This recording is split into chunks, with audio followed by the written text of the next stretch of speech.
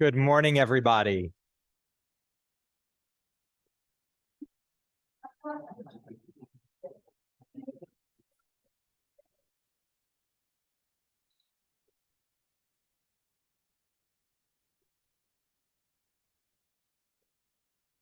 Good morning, everybody, and welcome to the 46th MESDA Summer Institute Fellows Symposium. It's hard to believe that we've been doing this in one way or another for nearly 50 years.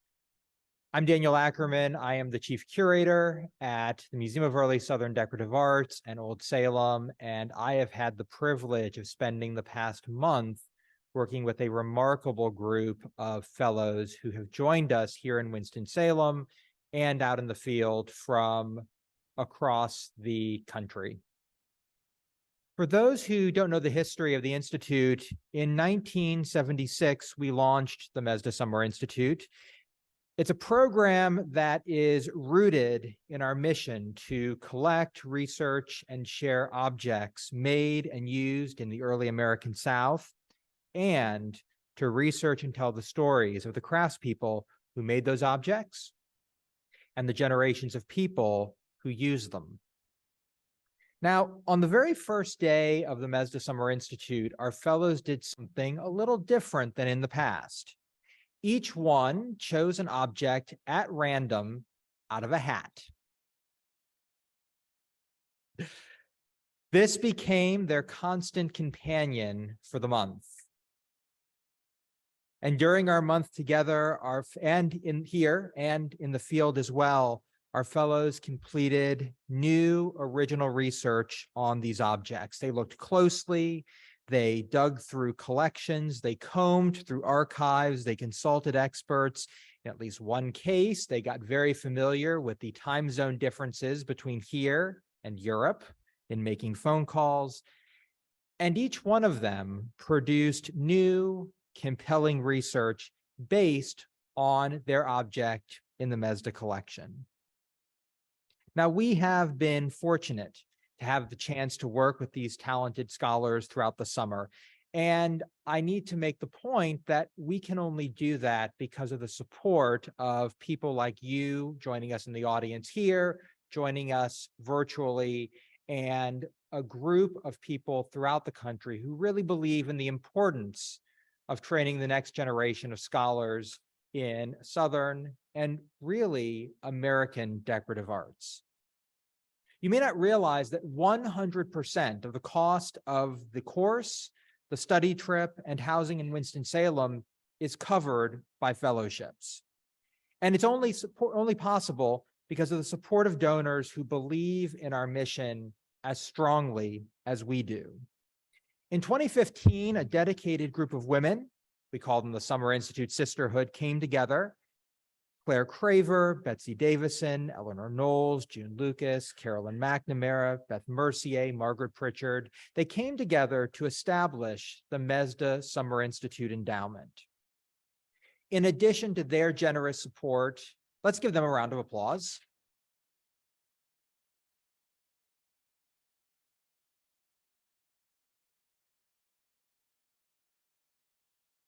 Their leadership inspired others to also support the Institute. And so we are also thankful for the support of a number of institutions and individuals and organizations who've supported individual fellowships this summer. This includes the William C. and Susan S. Mariner Southern Ceramics Fellowship, the William C. and Susan S. Mariner Fellowship for Emerging Museum Professionals, sponsored by the Decorative Arts Trust, the Mills Lane Architectural Fellowship, the South Carolina Silver Society Fellowship, and the Truslow Family Fellowship, which is specifically targeted to an employee at Old Salem Museums and Gardens and the Museum of Early Southern Decorative Arts to ensure that this education not only enriches institutions around the South and around the country, but also enriches the work we do right here at home in Winston-Salem. We also receive support from annual gifts to the Frank L. Horton Fellowship Fund.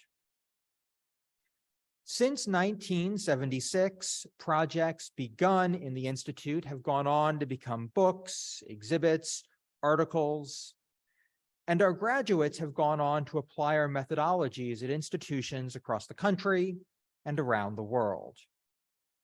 As you listen to the presentations this morning and this afternoon, I think you will agree with me that it is remarkable what these 8 fellows have achieved in 4 short weeks of research. Let me say that again. Most projects are, in the academic world, at least 12-week projects, right? A semester. These projects are the result of 4 weeks of intensive research. And I think you'll agree when you hear them that that research needs to continue on beyond what they share with us today. I say this every year. I actually stole this line from Sally Gant, the longtime head of the Mesda Summer Institute, that ultimately we learn more from our fellows than they learn from us. And I think you'll agree that that's true. This morning, our first speaker is Emelia Lehmann. Emelia is a graduate of the MA program in Urban and Environmental Planning and Historic Preservation at the University of Virginia, and she was the Mills Lane Architectural Fellow this summer. After she leaves us from the Institute, in fact, starting just Monday, she will become a historical architect at the National Park Service's Preservation Training Center in Frederick, Maryland. Her lecture this morning is Georgia on My Mind, Illustrating Imagination in the 18th Century. Ladies and gentlemen, Emelia Lehmann.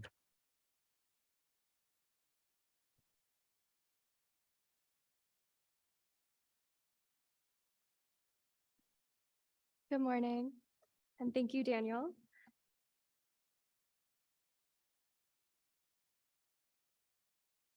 Images are powerful tools that can trick our minds into creating pictures of places that we have never been.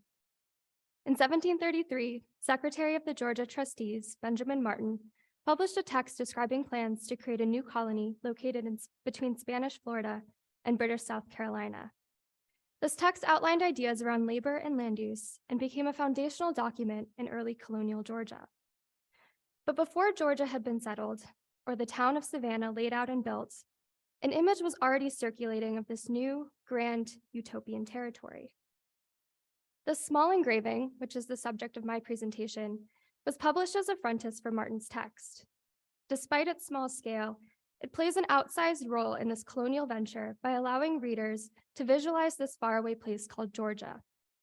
Tucked within the pages of this text, hidden yet shareable, portable yet fixed, this engraving is a complex study in early colonial imagery and British imagination. It simultaneously recalls real and documented details of the New World while introducing subtle elements that force us to question what we think we see. How much of what this image depicts is in fact real? And does that matter if this engraving has a real impact on how we understand and study early colonial Georgia? For many, colonial Georgia was presented as a land of opportunity. The earliest settlers were people who faced imprisonment in England from unpaid debts, or Protestants from Salzburg, Germany, fleeing religious persecution. It was to be a land free of enslavement, liquor, and lawyers, because most settlers wouldn't be able to own or inherit land. Regardless of these rules, Georgia offered down-on-their-luck settlers the chance to start a new life. Sponsoring this project were the Georgia Trustees, a group of wealthy Englishmen who saw this as a civic mission to help England's poor. While they claimed to receive no financial benefit, the trustees imagined an economy based in silk production that would supply all of Europe and make England wealthy in the process. These ideas were laid out in Martin's text and supported by this image of an infinite landscape of uninhabited land, free for the taking, where people from different backgrounds could work together in harmony. Now let's spend a moment with the details of this work of art. In the foreground, we see people working together to clear a dark and wild forest and to build a large wooden structure. In the background, we see a small fortified city surrounded by a massive agricultural landscape of neatly ordered hedgerows stretching on for miles. This landscape has a detailed and even geometry reminiscent of early urban plans and plot maps that were becoming in vogue at the time. Now, for those of you familiar with Georgia, this layout might seem a bit familiar. We see a repeating grid organized around central squares. This could be an early version of the plan of Savannah that's often been attributed to General James Oglethorpe, one of the original founders of the Georgia colony. The landscape does resemble his clear-cut grids with a central space, but would later become a defining feature of Savannah and other Georgia cities. But while Oglethorpe's plan was intended for an urban environment, this image depicts an agricultural landscape, with lots separated by neatly cut vegetation. The scale of these plots is massive, almost as large as the towering mountains in the background that our cohort has jokingly termed the fictional Savannah Alps. Yet when we approach this work with a more critical eye, other odd details start to jump out. For one, the lumber and construction methods used seem pretty bizarre. The laborers appear to be using some sort of medieval battle axe to cut down trees. Chisels and saws are used dangerously close to their bodies. And they appear to be building a house out of the middle rather than bottom up. Perhaps this is ignorance on the part of the artist, or perhaps he's providing a sneaky commentary about the type of man that he thinks would participate in this kind of project. So is this a realistic image of the building of Savannah? Almost certainly not. At the time of publication in 1733, English settlers led by Oglethorpe had only just reached Savannah and begun building the first clapboard houses. News or description of this site would not reach England in the form of letters until the spring of 1733 at the earliest. If this print had been based on real accounts, those descriptions would have been sent from Georgia by ship, a crossing that took at least 2 months. The engraver would have interpreted these descriptions, created a drawing, engraved the image on a copper plate, and coordinated with a printer to print, publish, combine this work with the book, and sell it, all assuming there was no editorial process or other steps involved. As we can imagine, this would have been pretty time-consuming and time-sensitive. Likewise, the engraver of this image, an Englishman named John Pine, had never actually been to North America himself.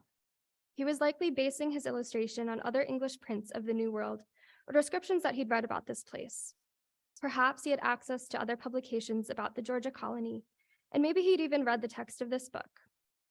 So this engraving is almost certainly a fiction concocted in the mind of a British engraver, an illustration of an imagined place, providing an idealized vision of this new colony, where it began and what it could become.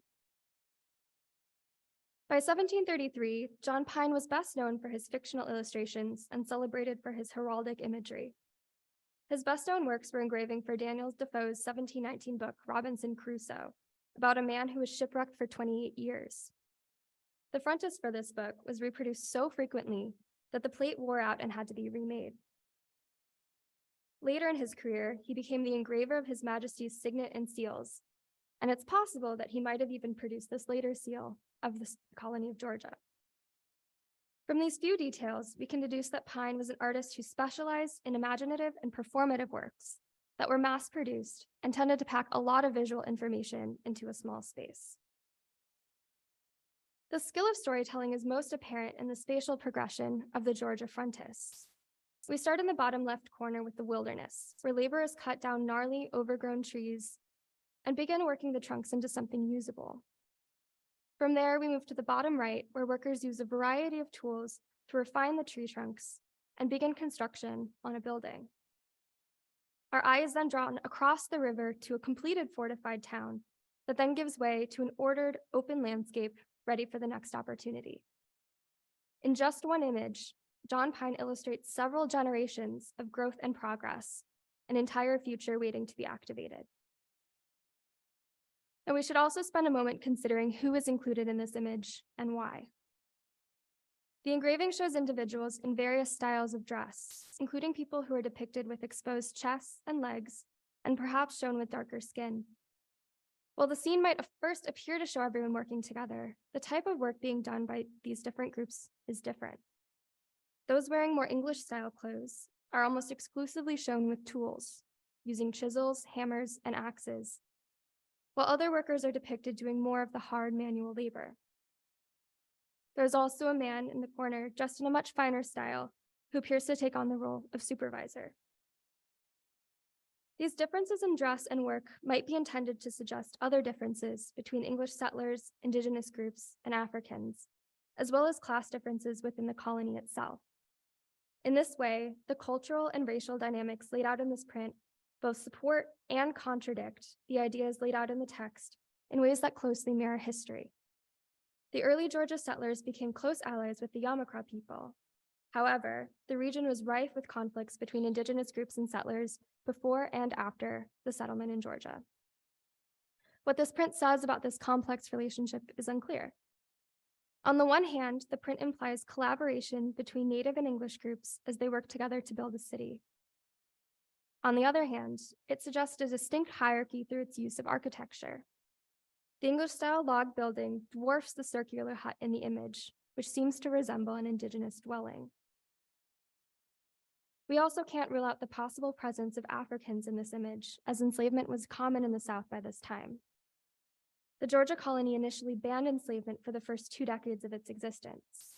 However, when Oglethorpe arrived in 1733, he hired enslaved African laborers from Charleston to construct the town of Savannah, finding that the English settlers he brought with him lacked the skill, knowledge, and strength to build their own structures. So while this is a work of fiction, there are hidden truths within, if you know how the story ends. Now, interestingly, this complex image does not appear in the initial printing of the book. The book was published 3 times in quick succession throughout 1733, with this engraving published in the second edition, alongside a postscript containing published letters from Georgia. These letters were written in February of 1733 and were probably received in England that spring, dating this issue to around April or May of 1733. The publication itself appears rushed, with little care taken to achieve clean, straight prints. The text on many pages is lopsided or cut off, as we can see here. And the engraving has dark smudges in the corners and around the edges where the plate was not properly cleaned between printings. The absence of this frontis image from the original publication is curious. Was there simply not enough time for John Pine to complete the image before the book initially went to press?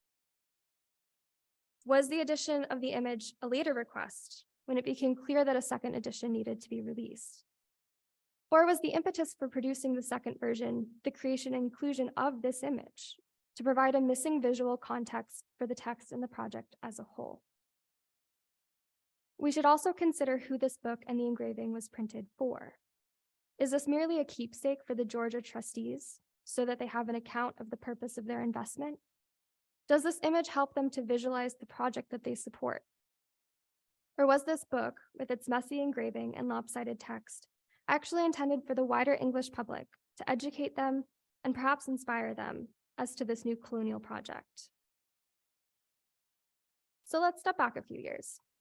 While Georgia is fixed in our mind as a firmly Southern place, our Georgia was actually not the first colony of Georgia in North America. Just a few years before settlers arrived with Oglethorpe to establish Savannah, Colonel David Dunbar tried to establish a colony in what is now Maine in 1729. To gain favor with the newly crowned King George II, he named his would-be colony Georgia. However, this project was fiercely contested by the colony of Massachusetts, who claimed that Georgia was actually in their territory, and the colony was eventually shut down, with Dunbar sent back to England to serve time in prison for unpaid debts. So not a very happy story. While there had been plans for a new Southern colony for many years, it was only after this conflict was resolved in 1731 that the trustees began calling their project Georgia. This was also not the first attempt to locate a colony at this site between the Savannah and Altamaha rivers.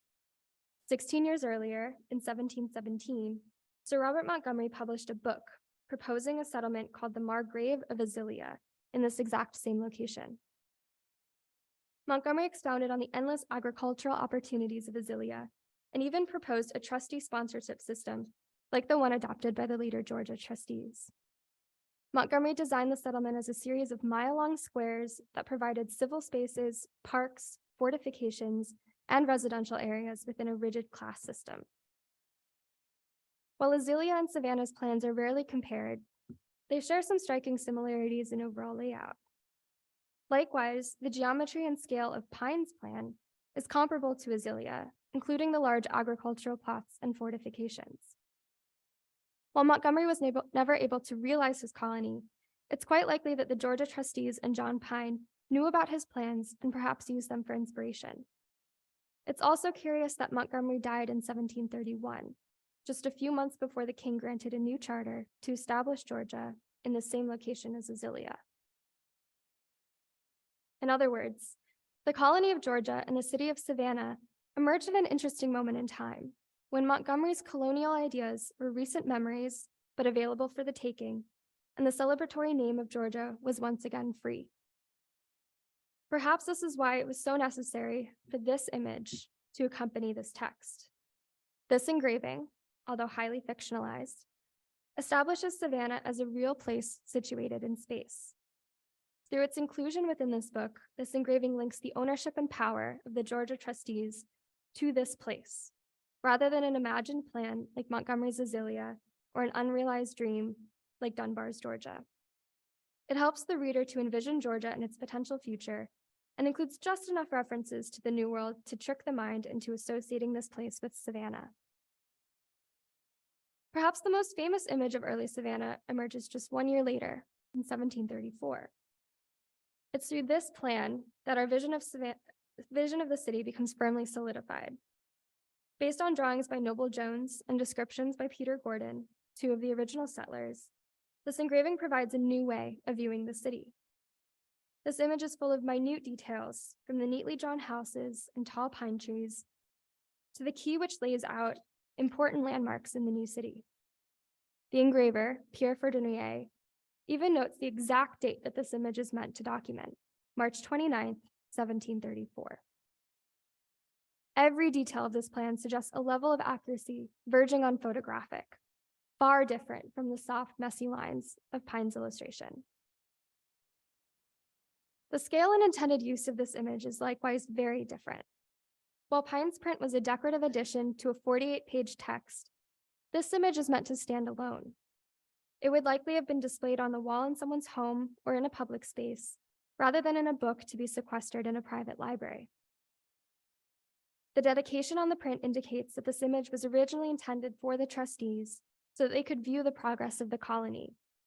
However, this image might have also been made available to people with a financial interest in the project, or those with friends and family who had moved to the colony. Perhaps in time, this image might have even graced the walls of those same clapboard houses in Savannah depicted here. But does this image depict a real place? Think of the levels of interpretation that this image underwent through the process of its creation, much like a modern game of telephone. The people involved in this project, Peter Gordon, Noble Jones, James Oglethorpe, and Pierre Ferdinand, all had different experiences and knowledge of this site as it stood on March 29th, 1734. By the time this work had been produced, months after its initial conception and drawings, Savannah itself would have looked vastly different, with new features not depicted in this image. That said, the emptiness of the 1734 plan is also inviting. It allows the viewer to play architect and imagine what new buildings could fill that empty space. In this way, Ferdinand's work, while intended to be realistic, also offers viewers the chance to imagine how this landscape would change and grow over time. His stylistic and pictorial approach may be different to Pine's, but the role of imagination remains central to the success of this piece. Back in 1733, Martin and his fellow Georgia trustees could only have imagined what the Georgia landscape was and would become. They didn't know that they would turn the colony over to the king in 1752, or that their ban on slavery would be reversed and Georgia would become a major slave society like its neighbor, South Carolina. But this engraving captures the hopes and dreams of those trustees and the potential of this project, while also nodding to some of the venture's inherent contradictions. In this way, this image is incredibly important in documenting a dream in time, something otherwise impossible to capture. It also provides a new lens through which to view the plan of Savannah, not as something pulled out of thin air by Oglethorpe, but something that built on earlier designs and initiatives and responded to the political, cultural, and social worlds in which it was made. The inclusion of a print within a book often encourages us to think about them as one and the same. But this type of analysis shows that even prints produced for a specific text can have lives before and beyond the books that they accompany. Prints can infuse text with life and open us up to the realm of imagination. Whether or not these images illustrate a real place becomes secondary. These works help us visualize and imagine unknown landscapes, places, and moments in time that would otherwise be impossible to see. But we also need to remember to be conscious and critical of media and how we engage with it. At first glance, we might assume this print shows Savannah as it was or was intended to be. But through careful analysis, we can note inconsistencies and complexities that cause us to reconsider our original assumptions and think about the many realities involved in this engraving's production, use, preservation, and future. Thank you guys so much.